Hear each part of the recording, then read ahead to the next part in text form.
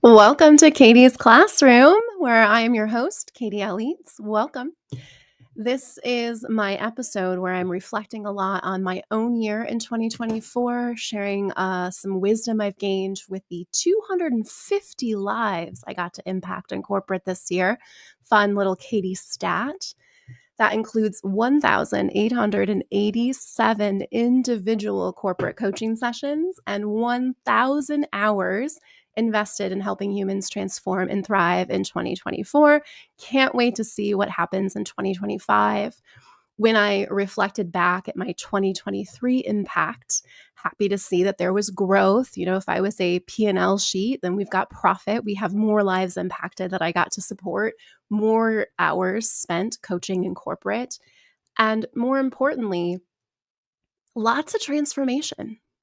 My favorite part of 2024 is reflecting back on all of the feedback I've received from my clients, in particular, seeing that 80% of them put 10 out of 10 would not have had these insights or this significant impact if it had not been specifically for working with me. Always feels nice to get good feedback. And if you're one of those people out there that didn't get the feedback you were looking for, perhaps you didn't get the promotion, the performance review was a surprise to you. My biggest lesson that I have to offer you, my biggest learning is finally, I'm sure the universe will test me just to make sure I mean it, but finally, I feel like I've learned to celebrate losing, to celebrate not getting what I wanted. We are so good as a society at celebrating beginnings. We celebrate birthdays, we celebrate new homes, new jobs. We don't celebrate at funerals. We don't celebrate when we grieve. We have denial, we have bargaining, we have anger, maybe a little depression, but we don't celebrate everything. And that is the work, I think, of work, is recognizing that everything has an ending. Change is the only constant. The earth wants to change and mutate us as much as we are mutating it and changing it. If we don't learn to celebrate these moments of disappointment, we will spend a big chunk of our life moving from highs to lows, to good years to bad years. And my intention with today's reflection is to help people get more in tune with what is this year meant to bring, not what you're attached to it bringing, but what is the flow here? What is the energy calling for? Things look easy when we don't resist. When I was in senior year of high school, I really wanted to play tennis in college. I told my coach junior year I wanted to play tennis in college, and he said, I don't know if that's really going to be possible for you, Katie. Didn't pick up a racket until freshman year of high school. You didn't take lessons until sophomore year of high school. Maybe Division III, but you're probably not going to get a scholarship or play in Division II. And I did not do what you think someone would do if they really wanted that. I didn't, shoot those extra free throws like Michael Jordan talks about. I didn't do anything outside of my own nature. Yes, I took lessons, and freshman year of college, where I got that scholarship to play junior college, I dated a tennis player. Nothing out of my own nature. And through a series of just being myself, I landed a scholarship and played Division II tennis. And sometimes I forget that that's a pretty rare thing for people to be able to say that they were a college athlete. Doing things within your nature, nothing against the flow, just makes it easy. And that's how it was. First college, then when I was looking to transfer, picked me up. Very easy. And that's what I'm hoping for 2025 to bring. At the same time, for people to recognize that we have to celebrate the hard too. It is in the failure that we forge the GOATs, the greatest of all times. As a tennis player, I lost mostly every first set I played. In fact, my coach, junior year, I had the worst record on the team, and senior year, I had to play a few slots up due to injuries. And my coach finally said, I'm just going to let you do what you want to do in the first set. I don't know why you want to work harder. I don't know why you want to lose the first set every time, but I'm going to let you just do you. I would lose the first set like 1-6, and then I would win the next 3 sets in a row, 6-1, 6-2, 6-0. And I was playing people that were way better than me. And that was a really good life lesson for me to recognize I can only play at the level of the partner that I have across from me. And I need to learn how to play at my own level, no matter who the partner is across from me. But more importantly, it taught me stamina. I won a lot of those games because I had the ability to persevere and just stick through things. That's my nature, which I talk a lot about in human design. And if you have gotten to experience that with me, you know what I'm talking about. And if you don't, book a session with me so you can learn a little bit about your nature and what your design shares for you. When I reflect on 2024, you can listen to the podcast. I'll link it after this. Marissa Senzaki and I recorded a podcast together where we talked about the gimmicks of, words of the year and vision boards and what we had planned to do. And my word of the year I chose from a wine bottle in 2023 was truth and valor. And I did do a vision board as well. I suppose there was a little bit of gimmicky stuff that we talked about. Does it work? Does it not work? What are we doing? And as fate would have it, a week ago, I came across a Times article in India's Times, not in the American Times, because why would we talk about numerology in the United States? But in the Times of India, there was an article about your personal year. Numbers have frequency. It is mathematics, and sacred geometry is how everything in life is formed. We follow these very specific principles. It's science, as they say. And I found it interesting as an experiment to think, ooh, everybody's doing words of the year. Everybody's doing vision boards. 2025 feels like a number year for me. So I pull up the article and I look at what it says about me and my partner, 90s Dan, if you know, you know, what our year was in 2024. And then what is our year looking like for 2025? And then because have a degree in history, I went back to my own history and looked at the years and I was like, oh, there's a pattern here. Oh, wow, this is real. This really matches what I've experienced. How easy it is if you just go with the flow of the energy that's here for you. It's so often that I talk with clients around, I'm not where I should be. And I had that feeling this year. I was going to own a retreat center that people were going to come to. I was going to purchase a property.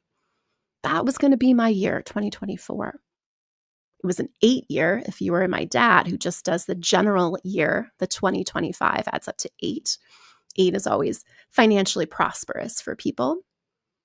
But when I looked at my personal year, it was a 7. No, I take that back. I'm sorry. That was a different year. That's my house. That was a 4. Personal year 4. Which was about being grounded and practical, like the quiet stillness of winter. 2024 for me personally was meant to be a year focused on building strong foundations, hard work, and discipline. As it says in the article, it's time to roll up your sleeves, tackle projects that require diligence, and create stability in your life. There are some projects I could have tackled in 2024 had I realized that that's what I was supposed to be doing. I thought I was supposed to be rolling up my sleeves on this property, which, funny enough, 2025 is a 5 year for me. And I've linked it here so you can calculate your own birth year as well. 2020, personally, year 5 is supposed to bring a whirlwind of change, freedom, and adventure. Like a lively springtime breeze, shaking things up and inviting you to embrace new experiences. This year is perfect for travel, taking risks, and breaking free from routines that no longer serve you.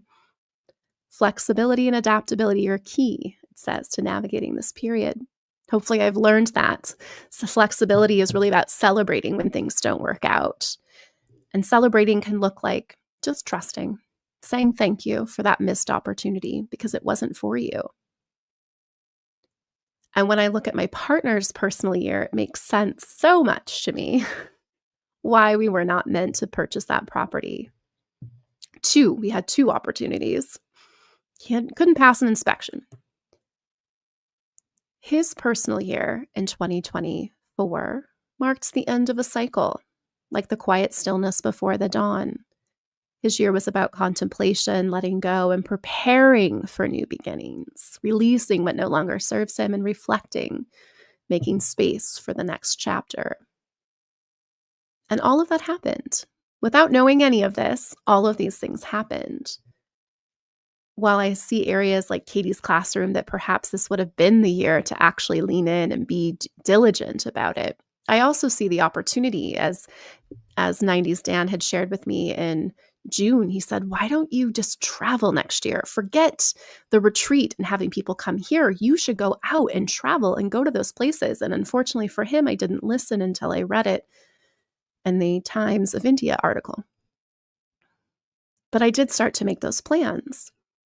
And I do have a Katie Eads tour coming up. So if you'd like to interact with me in person, hear some of my great stories on stage, all of that, stay tuned. It is coming. You should sign up for my newsletter. Go over to owlprofessionalcoaching.com and you can sign up there. Speaking of newsletter, that was also something I wasn't particularly diligent at. I didn't really roll up my sleeves and get the newsletter done. I didn't roll up my sleeves and get the website done. It could be very easy to reflect on what I didn't do and why.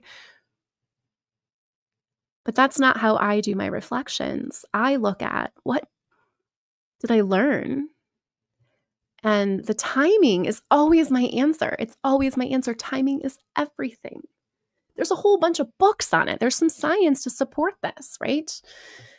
Timing. Time you're born, they always say, is super important if you're an athlete. Malcolm Gladwell or Daniel Pink, one of them talks about that, maybe Daniel Pink. Dan's headed into a 1 year next year. So here I am going to have change and travel and all these things. And he's headed into a foundational year. It's new beginnings, fresh starts, planting seeds for the future, like the springtime, full of vitality and potential. Ready to embark on exciting projects or even starting a new phase in your personal life. Nothing says new phase like new homestead. So it makes sense to me where if we are meant to have a retreat center or a property that we can have people, my clients come to for a space, something I'm signing up for in 2025 to learn how to do and practice forest therapy, we'll have that space. Aligning with what's in the energy field is so much easier than trying to create something from nothing. And oftentimes the pro in procrastination is your unconscious way of saying we don't have everything we need yet. Let's wait. What I really learned about celebrating not getting what you want, celebrating also death. My cousin passed away in his sleep from kidney failure this year in March. And then Dan's mom passed away the day we were going to purchase the first property. What I learned in that celebration is celebration involves tears. Celebration involves reflection. That's what we do when we celebrate the end of a year and headed into a new one. That's what we do when we celebrate a birthday. But more importantly, celebration requires honoring back to that valor, that courage and love and just honoring what the world has in store for you. And if you believe you have a contract and you've written this all out, then it really becomes easy to recognize, oh, I have free will, but this is the path. This is the path. When I look at what I did accomplish in 2024, well, I just shared 1,000 of those hours were invested in helping humans transform and thrive. I had 52 Mondays off in 2024 because I decided in 2023 at the end of the year that I was burnt out and I needed an extra day in order to show up and be what it is my clients needed. That's a lot to celebrate. I financially, I suppose, prospered more than I have in ever. I own that business. It was really prosperous, but me personally, and I took 52 Mondays off. Work harder. No, work smarter. What I also learned in this year of rolling up my sleeves is that sometimes we just need a year to learn and to be all that we can be, just to borrow a phrase from the Army, for those of you that remember that one. I did learning. I took a foundations course at the BG5 Institute, which is the corporate version of human design. I learned some great language to switch in and out if the language I'm using from human design doesn't resonate or doesn't land for people. I met some incredible people in that course. And I let go. Back to celebration. We can't celebrate things if we're attached to them. I learned to let go of my opinions about what's the best tool and how it should work and whether or not we should be using this tool versus that tool. I do know that this is probably the best tool for people when they're in transition is, hey, let's just take a look at your map. Let's take a look at your energy and where you're flowing. Let's give you some validation or recognition, depending on which word you prefer there, on who you know that you already are. It feels good to be seen.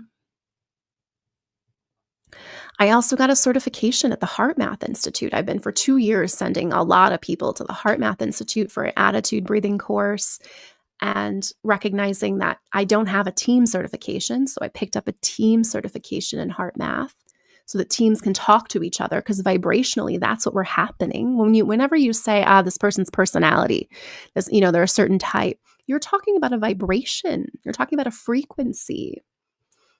And the real work is relationships. And relationships are what we're here to learn through. We don't learn in a vacuum. Some of us can't even fulfill our purpose without them. Recognizing how energies flow and how energies are talking. I discovered in my Heart Math certification that I have a very good command, not only of the science behind it, but just an ability to translate really difficult concepts into things that people can understand. I already know this about myself from being a high school history teacher, but I don't have a degree in science. So it was validating and the recognition of my ability. But more importantly, it's really expanded the way that I'm able to even share this knowledge, being able to get that certification. Got to meet a really cool guy who happens to be a legend in tennis, coming right back to tennis. And there's a reason I talk a lot about tennis. It's an inner game. That's what life is. That's what corporate is. And there's also the outer game. That's what life and corporate is too. And getting to meet a legend in tennis, literally, like him and his twin brother, played in the Legends tournament in Wimbledon. Shout out to Mike Bryant, the Bryant twins. But hearing how he's used Heart Math, just again, validating for me why this is so important for people that want to find wisdom. I think that was another lesson I learned in 2023. Knowledge is something you go and seek from others. Wisdom resides within. It's ultimately what coaching believes in as a profession, is that you have wisdom we can pull out. I also know that I have knowledge to give as well, which is why I like to be a teacher, leader, coach, and friend. Friend being that loose term of it feels like a friendly, comforting conversation, which is really what allows for transformation to occur. You have to have interaction with life to transform. You as the client are doing the transforming. Having a conversation flow, it doesn't feel like you're being fixed. And sometimes turning on wisdom looks like just using the right words, reframing the scenario. Words are magic. Right? You say a certain word to someone and they might punch you in the face. That is magic. You say another word to someone, they might give you a hug. They might cry. You are able to move people with your words. That's why we have so many books obsessed with them. In 2024, I think also taught me about productivity. There's a word in there, pro, so I knew it had to be good. There's something about productivity and increasing it that all of my clients want that gave me this visceral reaction. You're not here to be productive.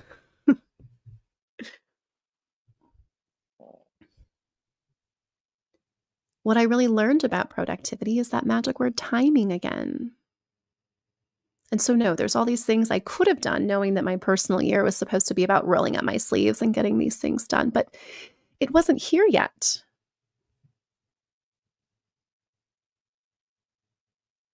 Last year, I had 735 hours invested in helping humans thrive in corporate specifically. This year, 1,000 hours. That's almost 2,000 hours of helping people thrive in corporate. Talk about rolling up your sleeves and allowing the knowledge that I am gaining, the wisdom to be shared, but also to activate wisdom in people. I think the learning I really walked away with is when it's here, you'll put pencil to paper and get it done. It's kind of an ADHD trait that they talk about for me. And I will use that label because it is one that people recognize. The DSM has created it and recognizes it. But from a human design perspective, there are some specific strengths that would track immediately to what you would call these behaviors in ADHD. I have 5 empowerment strengths. I am here to go my own way, to mutate things, to bring something new into the world. That looks like my own timing.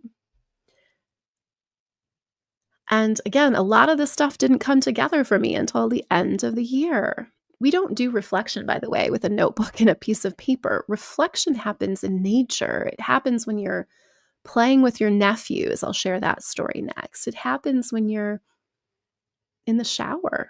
It doesn't happen because you are sitting down being diligent about it. That subconscious is amazing. We're always trying to fight it versus just allowing it. So I was watching my nephews. There's 4 of them, and I have their human design charts. And only one of them is a generator like me. We are the turtles of the energy systems. If you think of your own energies and auras, we know that we can see those.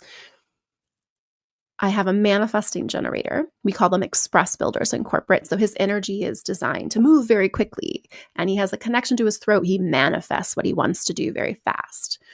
I have 2 nephews that are manifestors specifically. They don't create their own energy, but they can manifest very quickly as well. And then I have the third. There's 4, the number 3 in line.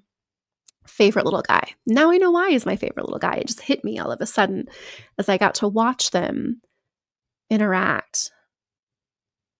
We are slower than the rest of the energy types by design. We are here to do one step and then the next step and then the next step. We aren't here to skip steps. Our energy really pulls people in. It's a very loving, beautiful energy when it's aligned. It's very heavy when it's not. But we aren't quickly moving. If I am to look at other people with my own energy, not knowing that they're a manifesting generator or a manifestor or projector, people that just move faster than me, I would be that fish that thinks it's supposed to be climbing a tree. And how I saw this play out for them, so their ages 4 to 9, we are going sledding. There are 3 sleds, and my favorite 3-5 manifestor, he had grabbed this like board that he was going to do, so like a snowboarding type thing. There's very little snow on the ground, but there is a big hill and there's some mud. And we get there, and the manifesting generator, the oldest kid, slides down one little hill and says, "Oh, my pants are dirty. I'm going to go get some snow pants." And he goes to the house to get his snow pants. My generator, he goes all the way to the big hill. He slides down the big hill, recognizes his pants are dirty. And when his brother comes back very quickly, that manifesting generator in his snow pants, he says, "Oh, I'm going to go get my snow pants so that my pants don't get dirty." And so away he went. And about 25 minutes later, the kids were done sledding. And so we go to head back in the house, and here comes my little generator, ready to sled in his snowsuit. And so I stayed with him to watch him, of course. But and when I watched him, he had the best time. There was nobody in his way. He's a 2-4, so he really likes his alone time as much as he likes his people time. He had some really big sleds.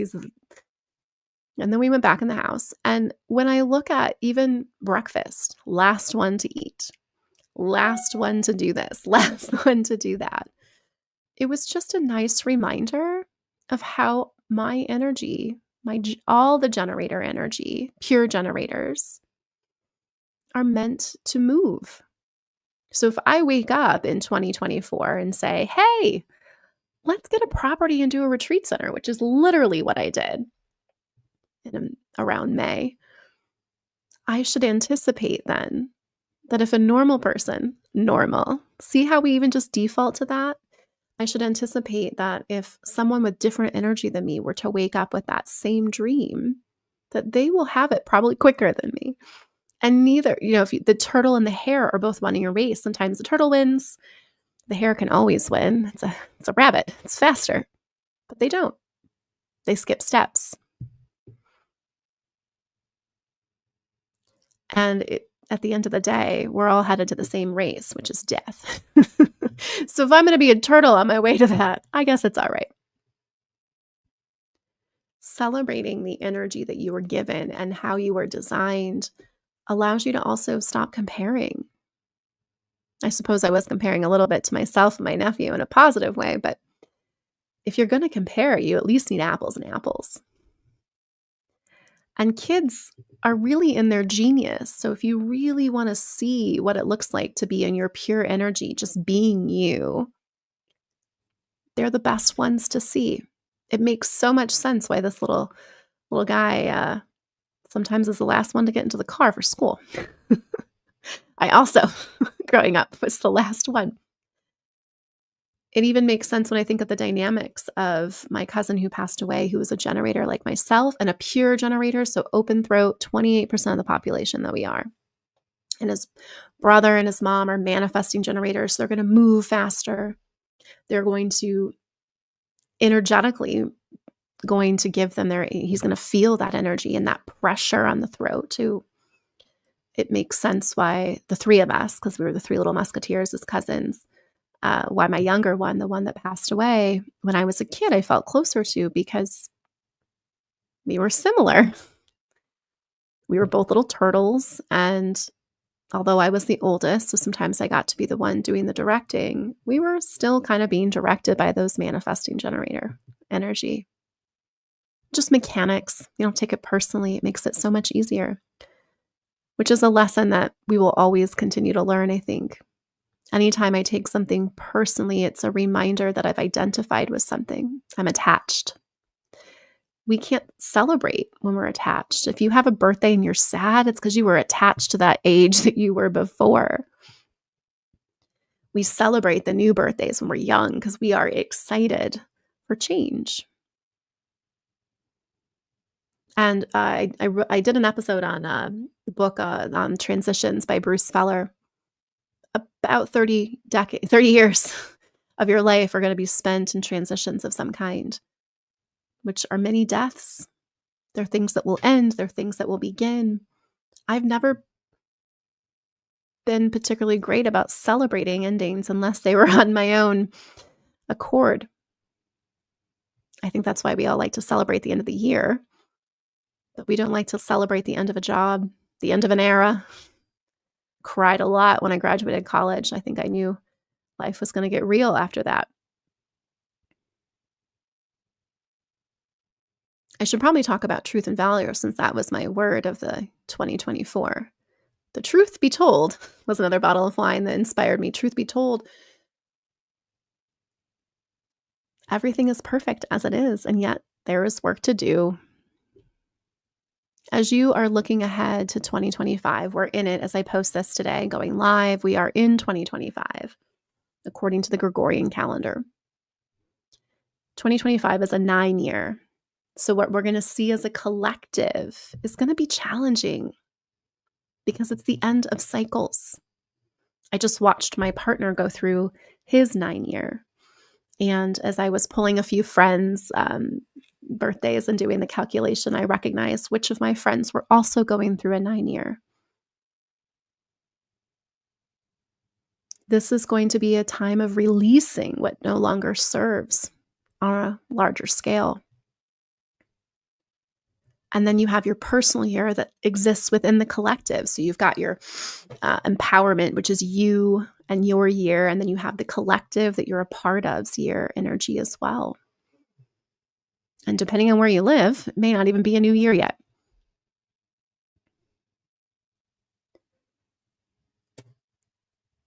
As you look ahead to 2025, I'd encourage you to click the link and just see, hey, what was my personal year this year? What's my personal year going into the next year? What I know about math is that it works. Pythagorean theory was pretty big. People still use it today. And Pythagoras also had sacred geometry. We call it numerology today. And then it sounds like a ology, right? A belief system. But it's just helping you tap into the natural energies that are here. There will be closings of cycles. There will be preparing for new beginnings. There will be letting go this year. There will be releasing of what no longer serves you. And within that space, for me, my personal year will be about travel, it says. It's about taking risks, breaking free from routines that no longer serve. One of those routines I'm breaking through, I'm doing dry January for the first time ever. I don't like to jump on bandwagons. I believe Simon Sinek will call me one of those late adopters in his little Start With Why TED Talk. I call them free thinkers. And the dry January this year is something new. It's a change. It's an end of a cycle if we were to go there. Because I think people have been doing dry Januaries for like a decade, and I've always, not been a part of that cycle. I'm also looking at traveling. I've got some major cities across the United States and London. You're going to get me, finally. For all of my clients over there, I can't wait to meet you in person. I felt particularly called there as well. And as I look ahead to 2025, I always like to spend my money in 2024. So I've picked up some certifications. I'll be doing a forest bathing certification, as I mentioned. I am renewing. I have that PCC. ICF. I'm reviewing the competencies and taking that course. I always like to get down to ethics, truth and valor. Valor is courage and love and honor. And that's part of the competencies of coaching. So I'm doing that refresher. And I've also signed up for the Gene Keys Star Pearl journey. I'm completing my Gene Keys Venus sequence and will be becoming a Gene Keys guide. Gene Keys takes that sacred geometry, the I Ching, which if you're not familiar with the I Ching, it's incredible that 3,000 plus years later, this thing is still relevant. It's 64 archetypes, 64 strands of DNA. What I like to remind people is your culture does impact the expression of those DNAs, but we've all got 64 strands of it. And so we see the expression. And because of sacred geometry, because of the net that surrounds the, not Starlink, but the actual energetic net that surrounds the Earth, the magnetic, we know there's a magnetic field, there's a rotation, we celebrate all these things. They have impact on the human psyche. They impact the themes that we have in our lives. And Gene Keys has a very specific sequence that you may feel resonate even at a soul level, like I do, where it goes through your genius. These are the 4 DNA sequences that are your life's work, your evolution, your, I just forgot the word I wanted there, what keeps you healthy, and then, which gives way to core stability, and then your purpose and relationships, radiance, that's the word I wanted. And then you have a Venus sequence, which really is where I am feeling called to help people come and complete their childhood, to take a look at what were the themes of your IQ, your EQ, and then the physical level, your spiritual quotient. What was that core wound or greatest gift that you had while you were in the womb of your mother? Harvard did a great study where they took all these kids and they all were tracked to be geniuses. And then by the time they'd gone through a couple years of school, there were only a few of those geniuses left. You were born with wisdom. You were born with your genius. And then we got knowledge. And so sometimes we eat the fruit of knowledge. We need to come back to ourselves to find that wisdom. And that's what I really love about this system. It's a tool. It's a contemplative tool. We have concentration, which is that yang, and then we have the yoga, which might be more of that yin, and then or meditation, and then we have this middle way that he talks about of contemplation. I'll be launching Katie's classrooms this year, so you'll be able to be a part of the classrooms if you're an entrepreneur. If you don't know this about me, I have built and sold a brick and mortar business. I was hired to take a nonprofit from no name to household name.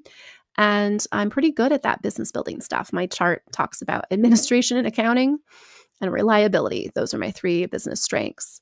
And reliability is about you can rely on me to bring diverse people together and make them cohesive. But more importantly, the accounting and the administration part, that's really what helps me be successful without trying. Back to nothing out of your own nature. Like, oh, Katie, how'd you build a business? Well, I sat in the park. I pulled up an Excel spreadsheet. I put some numbers in, and then I had a thriving business.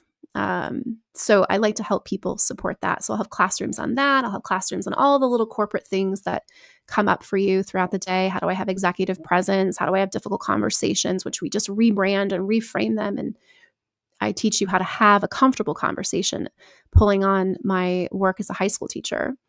Can only teach kids so much and not learn how to have difficult conversations, performance review conversations, really. And what else is in there? Oh, parenting. I used to own a CrossFit gym, so there'll be a lot of some health and wellness. I know that's a big theme in January. I'll also be talking just about my personal stories and journeys. Storytelling is a lost art. This is how we used to teach people things without the words. Vibrations landed from the person telling the story versus the person reading the story. And I've just learned that very few of us actually have inner monologues. I don't know what you guys are doing up there with that quiet mind. But sometimes hearing it in the voice and the frequency and the way it was meant to be read and said is powerful. So I'll be doing a lot of storytelling there as well. And I'll also have some of the fabulous Outstanding Women leaders and the men who support us on the Katie's Classroom as well to talk about if you want to gain corporate sponsorship, if you're looking for that next job and career planning. Ultimately, my energy is here for upheaval. I am here to shake up what is stagnant, to provoke abundance, dynamism that my clients feel is because that's my purpose in relationships, but also it's just my nature. And so when we come together, we can release what no longer serves. It was very validating, I think, to learn that in my chart because I can see where I have come in and disrupted things for people that weren't probably ready to be disrupted. And I can also see why every summer I had to get a new girlfriend when I lived in New York because they would meet the love of their life and then I'd have to find a new friend. I had just gotten divorced, so I wasn't supposed to meet Dan for a while. So anything that was stagnant, anytime you're ready for transition, is it me? Was it them? Yes, it was them. I'm a fun partner to have along the way. We get to laugh, we get to learn. So as I look forward to 2025, I will be traveling, getting some more learning. I have a one line. I love to learn. Lifelong learner. It's the best teachers are. And I will, more importantly, be inviting you on that journey. And if you'd like to get access to last year's episodes of Katie's Classroom in advance for free, all you need to do is reach out to me via the link that's going to be in here, and I will add you to the classroom, and payment starts January 25th. So if you want to join officially, Jan 25. But until then, it will be open sourced for your learning. Ooh, last thing I should mention, probably one of the most important things I think my learning I took away with is how to use AI effectively. And it felt very validating that as I had this epiphany as I was doing these things, and I started to, yes, this is how I can use AI to support clients. And then I went to a lecture from an MCC in the coaching world, and she has about 5,000 hours, and she talked about how she teaches her clients to use AI as their coach, essentially. I like to think of AI as a generator, because it is a generator. It's generating things for you. And If you're a manifestor or projector, you need some generators in your life to generate things for you. And if you're a generator or a manifesting generator, you need things to respond to. It's going to be a very powerful tool. So I'll also be hosting some classes there on how you can take this information that lives inside Katie's head, because I've been doing all the research, and use a chat GPT, Gemini, whatever you're going to call it, to be able to support you. Everyone that's using it to write their content is missing out on what's really powerful, which is just asking it questions. Much like you would a Google search engine. I would ask Jeeves, but they took that away, so I can't. When I think about the trends of word of the year, the vision boards, I think that the third one I've partaken in is going to be my favorite, which is the sacred geometry, the numerology, the understanding of the energies that are frequencies and the numbers. And I'm looking forward to my experiment. And that's ultimately what I invite you to do as well, is just to experiment, check it out, try for yourself. You may find that it is spot on. You may find it's not. But experiment. Click the link and see what your number is. Look back at your life. Look back at other times in your life. How in flow or out of flow are you? What are you resisting? As I said before, I think I would have, I could have, should have, no. But I could have, perhaps, if I had known that this was the year of diligence and rolling up my sleeves.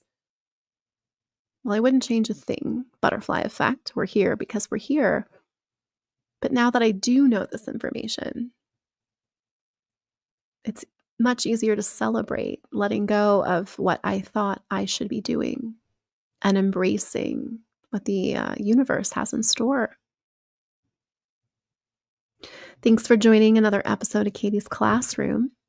If you would like to connect with me, email is probably not the best way. So find my phone number and hit me up. Until then, keep laughing, keep living, and stop listening to other people, me included.